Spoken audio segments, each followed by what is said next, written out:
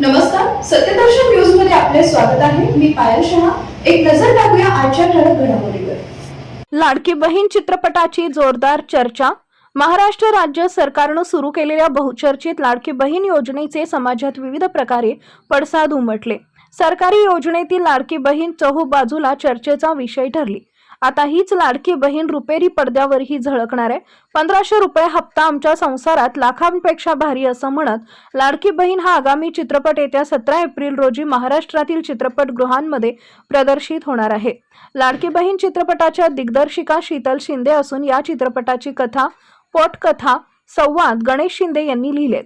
या चित्रपटात स्मिता तांबे मुख्य भूमिकेत झळकणार असून तिच्या जोडीला सुरेखा कुडची, उषा नाडकर्णी, उषा नाईक, गौतमी पाटील, रुक्मिणी सुतार, सरू अजी, सारिका जाधव, पूनम कापसे, माधव अभ्यंकर, शशांक शेंडे, अनिल नगरकर, सुरेश विश्वकर्मा, सिद्धेश्वर झाडबुक्के, गणेश शिंदे, दर्शना जोकरे, मेघा शिंदे आदी कलाकार आहेत.